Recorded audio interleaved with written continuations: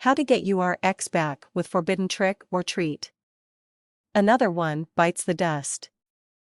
And it's no laughing matter because it hurts. It hurts sometimes too much. What does Google have to say about it? How to get your ex back appears in the search box and it's your fingers typing it in. Can you believe it? Who would have ever thought? Sure, you hear about others, but now it's your heart aching with emptiness and sadness. As these relationship dominoes fall and things don't feel right by a long shot, I'm glad you are here because there's a way to become Mr. or Ms. Right in your ex's heart again. If you know the ropes, I'm unsure if mentioning all the lions, tigers, and bears you are facing on your current path is really worth it. You know how you feel about current matters, and it ain't something to write home about. So, why poke into the beehive, right? There's a better way to use your mind and energy to revive, heal, and fortify what you may think is lost. I don't want to sound like a know-it-all, but I know this, and it can help you. You've heard that truth is stranger than fiction, right? Mark Twain fixed it up a bit by saying, truth is more of a stranger than fiction. How does Mr. Twain's insight help you? It ties back with the headline of this note to you. Trick versus treat and truth versus fiction will play a giant role on your journey learning how to get your ex back, huh?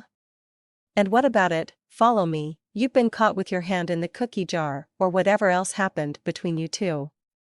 It could have been anything. But that anything surely ranked high on the trickster scale. Build up enough of these and the relationship ground gets shaken up from within the core.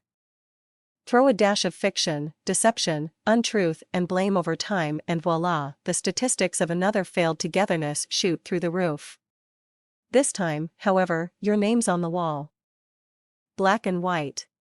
But, you can't see it though for the tears, resentment, and anger that root in so suddenly. When I say the core, I mean the core. Ever noticed when the handle on things breaks off, it matters very little how hard you try to control the outcome? It's like a sudden freight train from a deep tunnel, bang, you never even imagined it existed, and it's hurtling forward. You are not behind the controls.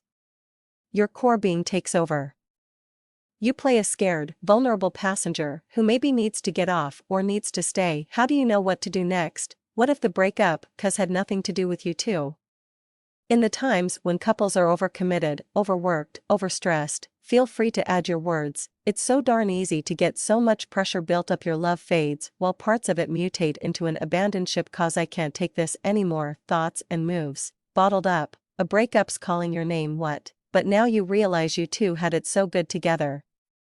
Less the mess of doing hyper-tasking in life, your love did meant a lot. And it still does. How do you heal wounds on a broken heart? And here, you really need to get this. To cure love, you need love alchemy to mend the broken pieces together and heal the wounds. Honestly, can you bid on something like this online? Will more trickery, shameless lies, and never-ending deceit get your ex back?